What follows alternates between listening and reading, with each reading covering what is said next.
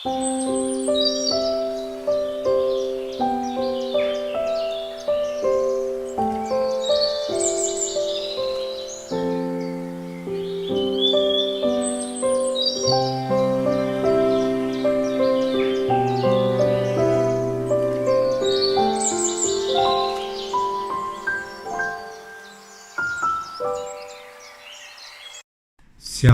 Ibu dan Bapak yang terkasih dalam Kristus.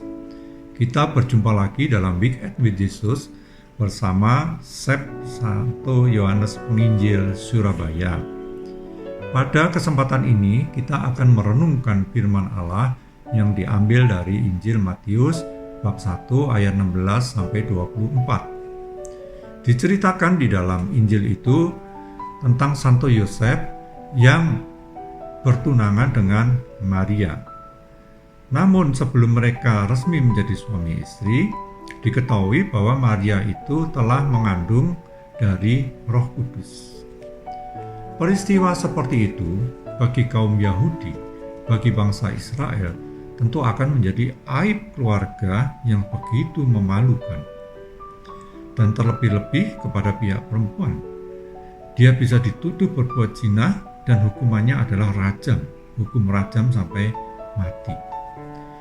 Santo Yosef sebagai orang yang tulus hatinya, dia tidak akan mempermalukan Maria di depan umum, maka dia mempertimbangkan saja untuk diam-diam menceraikan Maria. Mengetahui hal itu, maka Allah mengirimkan malaikat.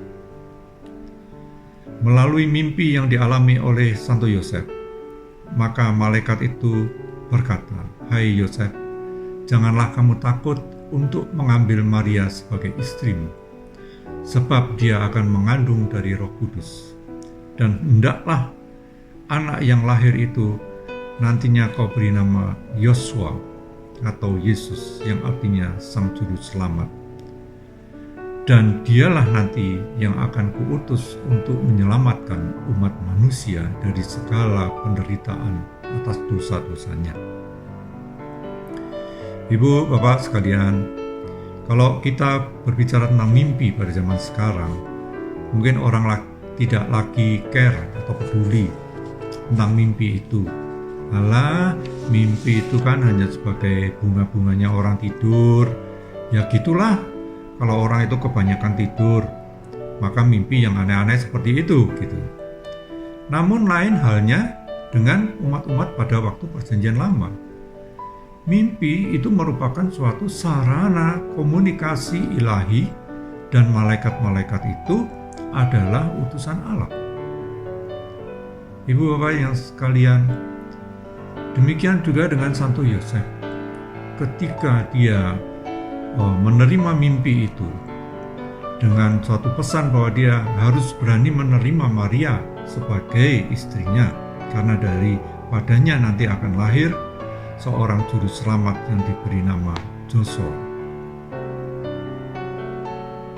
Yosef sebagai orang yang taat, sebagai orang setia kepada Allah, dan dia patuh kepada Allah. Maka setelah dia mendengar mimpi itu, ditimbang-timbangnya, tidak hanya dengan akal budinya, dengan tidak hanya pikirannya saja, tidak hanya dengan hukum-hukum formal, tetapi ditimbang dengan hati nuraninya yang terdalam, ditimbang dengan kebenaran-kebenaran, dan ditimbang dengan imannya, maka akhirnya Santo Yosef akan menuruti perintah Allah yang disampaikan di dalam mimpi itu. Yesus yang disebut Joshua itu artinya adalah Sang Penyelamat. Anak yang dikandung Maria itu diminta untuk diberi nama Jesus atau Joshua, yang nantinya akan menjadi sarana Allah untuk menyelamatkan umat manusia dari keterpurukan akibat dosa-dosa mereka. Ibu dan Bapak dan saudara-saudari sekalian, kebenaran firman Allah tidak cukup hanya dibaca, dipelajari, diceritakan, diperdebatkan, dikhotbahkan, tetapi itu perlu dilakukan dalam tindakan-tindakan konkret sebagai bentuk cinta kasih kita kepada Allah dan kepada sesama kita. Contoh, dalam Injil Lukas bab 10 ayat 30-37, cerita tentang orang yang dirampok habis-habisan dan sampai setengah mati. Kemudian dalam keadaan seperti itu ada seorang imam. Dia lewat di situ, tetapi dia tidak mau mendekat, tidak mau melihat orang yang sedang mengalami penderitaan itu. Dia malah menjauh, menghindari orang ini. Kemudian seorang Lewi juga lewat. Demikian orang Lewi itu juga berperilaku seperti para imam itu. Dia tidak mendekat, tapi menjauh, apalagi mau menolong orang itu. Apa alasannya? Alasannya para imam dan kaum Lewi itu dia akan mempersembahkan ibadat. Dipahami oleh kaum Israel pada waktu itu, kalau orang mengalami musibah-musibah seperti itu dipahami adalah akibat dari atau hukuman-hukuman yang dia terima akibat dari dosa-dosa yang telah diperbuatnya. Sehingga ketika orang yang mengalami musibah itu dan berdarah-darah, maka darahnya itu menjadi najis. Sehingga dengan demikian, ketika seorang imam atau seorang Lewi, ketika dia ingin mempersembahkan ibadat, kemudian tersentuh oleh darah yang najis itu, maka ibadahnya akan menjadi batal. Ibadahnya tidak berkenan kepada Allah seperti itu. Nah, lain halnya dengan seorang Samaria. Kita tahu orang Samaria itu adalah orang yang dianggap kafir, orang yang tidak mengenal Allah dengan benar, dan seterusnya seperti itu.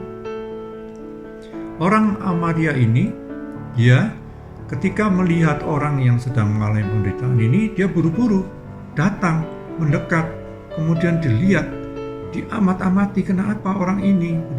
Wow, ternyata ini orang sesamaku mengalami luka-luka parah, dia menderita setengah mati. Wah, dia harus segera ditolong, kalau enggak dia bisa tidak selamat, dia bisa mati. Oleh karena itu, dia cepat-cepat mengambil keputusan, mengambil action. Yaitu apa actionnya? Yaitu dia segera membersihkan luka-luka orang-orang ini, kemudian dia membalutnya, mengangkat orang ini ke atas keledainya dan membawa orang ini ke penginapan yang terdekat. Kemudian dia memberikan orang ini kepada petugas hotel dan mengatakan, tolong rawatlah orang ini sampai dia sembuh. Ini aku titip uang, seperti itu. Aku akan menyelesaikan pekerjaanku dulu di kota, nanti kalau sudah selesai, aku akan kembali lagi ke sini. Nanti kalau ada kekurangan uang untuk biaya-biaya itu, aku akan melunasinya. Ibu-bapak sekalian, itulah orang Samaria. Mengapa dia bisa berbuat seperti itu? Mengapa dia datang mau mendekat seperti itu, tidak menjauh? Seperti halnya atau banyak hal yang dilakukan oleh Yesus, itu tidak lain karena orang Samaria itu tergerak hatinya oleh belas kasihan. Sehingga dia tergerak hatinya untuk menolong orang yang sedang menderita seperti itu. Ibu, bapak, dan saudara-saudara sekalian, dalam arti yang luas, siapakah para imam itu? Siapakah para ahli Taurat itu? Siapakah kaum Lewi itu? Dan siapa pula kaum Samaria itu? Jangan-jangan kita ini para pengajar, para pelayan, para pegiat, pewarta, penginjil, guru, dan sebagainya adalah bagian atau dari kaum Lewi itu. Kita adalah bagian dari ahli Taurat itu. Kita bagian dari imam-imam itu. Mewartakan, mengajar kebenaran-kebenaran, tetapi kita tidak pernah berani jadi pelaku cinta kasih itu sendiri, bahkan tergerak hatinya pun tidak, maka ibu bapak sekalian, seperti yang dikatakan di dalam Alkitab, firman tanpa perbuatan adalah mati. Firman tanpa perbuatan adalah hampa. Santo Yosef sebagai figur teladan tentang kesalehan, tentang ketaatan, tentang kesetiaan kepada Allah, dan itu dinyatakan dengan tindakan nyata, ikut ambil bagian dalam karya-karya keselamatan Allah, rela berkorban, melepaskan segala kenyamanan dan kemapanan hidupnya. Lalu, siapa yang disebut sebagai orang-orang berdosa yang akan diselamatkan oleh Yesus itu? Baik Santo Yosef maupun orang Samaria yang baik hati itu, mereka mau datang dan mendekat, melihat dengan seksama, menolong karena tergerak hatinya oleh rasa belas kasihan. Dia datang kepada orang-orang yang berdosa itu. Oleh karena itulah, ayolah, marilah, turunlah dari mimbar-mimbar itu, keluar dari ruang-ruang yang nyaman, tanggalkanlah status-status Anda, kepandaian-kepandaian Anda. Mari, datang dan lihatlah ke kampung-kampung, di lorong-lorong sempit, di bawah jembatan-jembatan, di rumah-rumah kumuh dan sebagainya. Di sana Anda akan menjumpai orang-orang yang menderita itu, entah karena dosanya atau entah karena dosa orang lain, sehingga mereka mengalami berbagai penderitaan karena ketidakadilan, penderitaan karena ketidakberdayaannya, penderitaan karena dikucilkan, penderitaannya karena dia tidak bisa mencari nafkah dengan baik, penderitaan karena dia terserang oleh sakit penyakit yang dimana dia tidak bisa berobat, dan sebagainya. Ibu dan Bapak, marilah datang dan lihatlah. Jadilah pelaku, jadilah penginjil yang mewartakan kebenaran itu secara utuh, seperti Yesus melakukan pewartaan kerajaan Allah itu secara utuh, tidak hanya dengan mengajar, tidak hanya dengan membuat mukjizat, tetapi dia juga menjadi pelaku, bahkan dia sampai mati menjadi di kayu salib karena cinta kasihnya seperti itu kepada umat manusia. Ibu dan Bapak, kiranya cukup sekian dulu. Saya Franciscus Saverio Santoso, Guru SEP Santo Yohanes Penginjil. Selamat mengalami Weekend with Jesus, dan kiranya berkat-berkat Tuhan menyertai Anda sekeluarga.